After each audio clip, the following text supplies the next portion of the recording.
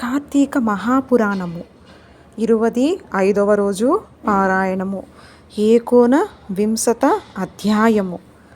పృథువు అడుగుతున్నాడు, నారద, నీచే అత్యద్భుతంగా చెప్పబడిన తులసి మహత్యాన్ని విని ధన్యుడనైనాను. అదేవిధంగా కార్తీక వ్రతాచరణ ఫలితాలను కూడా ఎంతో చక్కగా చెప్పావు. అయితే గతంలో ఈ వ్రతం ఎవరెవరి చేత ఎలా ఆచరించబడిందో కూడా విస్తారంగా తెలియజేయి అని కోరుతానే నారదుడు ఇలా వినిపించసాగాడు. ధర్మదత్తోపాఖ్యానము. చాలా కాలం పూర్వం సహ్యపర్వత భూమిని కరవీరమనే ఊరు ఉండేది. ఆ ఊళ్ళో ధర్మవేత్త, నిరంతర హరిపూజాసక్తుడు, నిత్య ద్వాదశాక్షరి జపవ్రతుడు, అతిథి సేవా పరాయణుడు అయిన ధర్మదత్తుడనే బ్రాహ్మణుడు ఉండేవాడు. ఒకానొక కార్తీక మాసంలో ఆ విప్రుడు విష్ణు జాగరణ చేయదలచిన వాడై తెల్లవారుజామునే లేచి పూజోపకరణాలను సమకూర్చుకొని విష్ణువాలయానికి బయలుదేరాడు. ఆ దారిలో వంకరలు తిరిగిన ఘోర దంష్ట్రలు పాటిస్తున్న నాలుక, ఎర్రటి కళ్ళు, దళసరిపాటి పెదాలు, మాంసరహితమైన శరీరము కలది, పందివలే గర్జిస్తున్నది అయిన ఒక దిగంబర రాక్షసి తారసపడింది. దానిని చూసి భీతిని చెందిన ఆ బ్రాహ్మణుడు హరిస్మరణ చేస్తూనే ఉదకాలతో సహా తన వద్ద గల పూజా ద్రవ్యాలతో సహా దానిని కొట్టాడు.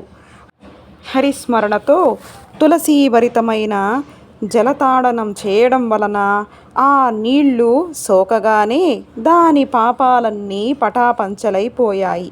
తద్వారా ఏర్పడిన జ్ఞానం వలన కలహ అనబడే ఆ రాక్షసి ఆ బ్రాహ్మణునకు సాష్టాంగంగా ప్రణమిల్లి తన పూర్వజన్మ కర్మ విపాకాలన్నీ విన్నవించసాగింది. కలహ చెబుతోంది, పుణ్యమూర్తివైన ఓ బ్రాహ్మణుడా, పూర్వములో నేను సౌరాష్ట్ర దేశమందలి భిక్షుడనే బ్రాహ్మణుని భార్యను. అప్పుడు మిక్కిలి కఠినురాలినై ఉంటూ కలహ అనే పేరుతో పిలువబడే దానిని. నేను ఏనాడు నా భర్త ఆజ్ఞలను పాటించి ఎరుగను. ఆయన హితవును ఆలకించేదానిని కాను. నేనెలా కలహకారినై అహంకరించి ఉండడం వలన కొన్నాళ్లకు నాదుని మనసు విరిగి మారు మనువాడాలనే కోరికతో ఉండేవాడు. ఆయనను నేను సుఖపెట్టలేకపోయినా మారు మనువు చేసుకోవాలనే ఆయన కోరికను గుర్తించి భరించలేక విషం త్రాగి చనిపోయాను. యమదూతలు నన్ను తీసుకువెళ్ళి యముడి ముందు నిలబెట్టారు. యముడు చిత్రగుప్తుణ్ణి చూసి, చిత్రగుప్త, దీని కర్మకాండలను తెలియజేయి. శుభమైన అశుభమైన సరే కర్మఫలాన్ని అనుభవించవలసినదే అన్నాడు. అందుమీదట చిత్రగుప్తుడు, ఓ ధర్మరాజా, ఇది ఒక మంచి పని కూడా చేయలేదు. తాను షడ్రసోపేతంగా భోజనం చేసిన తరువాత కూడా భర్తకు అన్నం పెట్టేది కాదు. అందువల్ల మేక జన్మెత్తి బాధిష్టియగుగాక. నిత్యము భర్తతో కలహించి అతని మనసుకు బాధ కలిగించినందుకు గాను పంది యోనిన పురుగై పుట్టునుగాక.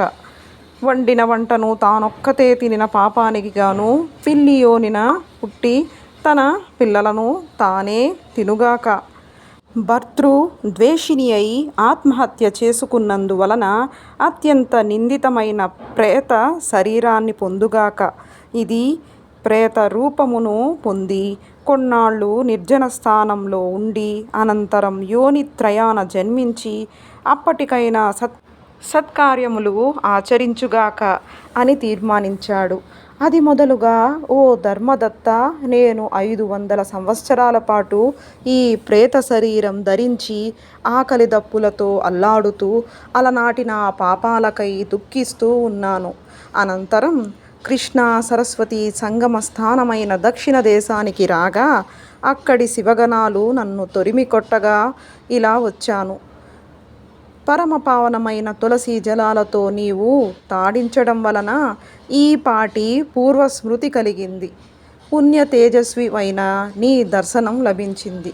కాబట్టి కలంకరహితుడవై భూసురుడా, ఈ ప్రేత శరీరం నుంచి దీని తదుపరి నెత్తవలసిన యోనులలోని జన్మ త్రయాన్నుంచి నాకెలా ముక్తి లభిస్తుందో చెప్పి రక్షించు అని ప్రాధేయపడింది. కలహ చెప్పినదంతా విని కలతపడిన మనస్సు గలవాడైన ఆ విప్రుడు సుదీర్ఘ సమయం యోచించి దుఃఖభార హృదయుడై ఇలా చెప్పసాగాడు. ఏకోనవింశ అధ్యాయ సమాప్తః. వింశతాధ్యాయము. ధర్మదత్తుడు చెబుతున్నాడు, ఓ కలహ, తీర్థాలు, దానాలు, వ్రతాలు చేయడం వలన పాపాలు నశించిపోతాయి. కానీ నీ ప్రేత శరీరం వలన వాటిని ఆచరించేందుకు నీకు అధికారం లేదు. అదీగాక 3 యోనులలో 3 జన్మల్లో అనుభవించవలసిన కర్మ పరిపాకం స్వల్ప పుణ్యాలతో తీరదు. అందువలన నేను పుట్టి బుద్ధెరిగిన నాటి నుండి ఆచరిస్తూ ఉన్న కార్తీక వ్రత పుణ్యంలో సగభాగాన్ని నీకు దారపోస్తాను. తద్వారా నీవు తరించి ముక్తిని పొందు. ఈ విధంగా చెప్పి ద్వాదశాక్షరి మంత్రయుక్తంగా తులసి తోయలతో ఆమెను అభిషేకించి కార్తీక వ్రతపుణ్యాన్ని దారబోశాడు. ఉత్తర క్షణంలోనే కలహ ప్రేత శరీరాన్ని విడిచి దివ్య రూపిణి అయి అగ్నిశిఖ వలె లక్ష్మీ కళతో ప్రకాశించింది. అమితానందంతో ఆమె ధర్మదత్తునికి కృతజ్ఞతలు చెప్పుకుంటూ ఉండగానే విష్ణు స్వరూపులైన పార్షదులు ఆకాశం నుంచి విమానంతో సహా వచ్చారు. వారిలోని పుణ్యశీల, సుశీల అనే ద్వారపాలకుల చేత కలహ విమాన మందాసినిగా చేయబడి అప్సరోగణాల చేత సేవించబడసాగింది. ఆ విమానాన్ని చూస్తూనే అందులోని విష్ణు గణాలకు సాష్టాంగపడ్డాడు ధర్మదత్తుడు. సుశీల, పుణ్యశీలుద్దరూ అతనిని లేవదీసి సంతసం కలిగించే విధంగా ఇలా చెప్పసాగారు. ఓ విష్ణుభక్త, దీనుల యందు దయాబుద్ధి గలవాడవు, ధర్మవిధుడవు, విష్ణుభక్తుడవు అయిన నీవు అత్యంత యోగ్యుడవు. లోకోత్తరమైన కార్తీక వ్రత పుణ్యాన్ని ఒక దీనురాలి కోసం త్యాగం చేయడం వలన నీ యొక్క 100 జన్మల్లోని పాపాలు యావత్తు సర్వనాశనమైపోయాయి. ఈమె పూర్వ సంచితమంతా నీచే చేయించబడిన స్నాన ఫలం వలన తొలగిపోయింది. విష్ణు జాగరణ ఫలంగా విమానం తేబడింది. నీవామెకు అర్పించిన దీపదాన పుణ్యం వలన తేజోరూపాన్ని, తులసి పూజాదుల వలన విష్ణు సాన్నిధ్యాన్ని ఆమె పొందబోతుంది.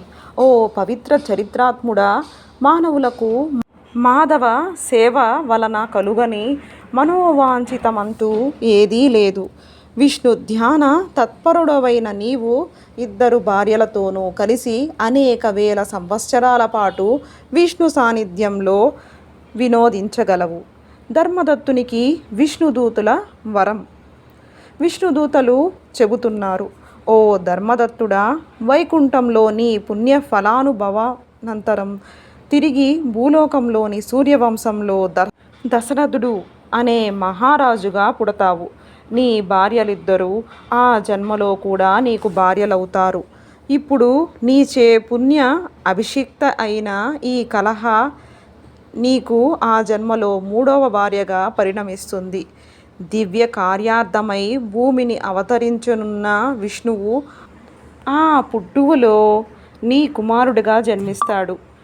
ఓ ధాత్రి సురవరేణ్య, విష్ణువునకు అత్యంత ప్రీతికరమైన ఈ కార్తీక వ్రతంలో సమానమైన యజ్ఞ యాగాదులు గాని దాన తీర్థాలు గాని లేవని తెలుసుకో. అంతటి మహోత్కృష్టమైనది, నీచే ఆచరించబడినది అయిన ఈ కార్తీక వ్రతంలోని కేవలం సగభాగపు పుణ్యానికే ఈ స్త్రీ విష్ణు సాలోక్యాన్ని పొందుతూ ఉంది. ఆమెను ఉద్ధరించాలనే నీ సంకల్పం నెరవేరింది కనుక నీవు దిగులుగడవయ్యా అన్నారు విష్ణుదూతలు.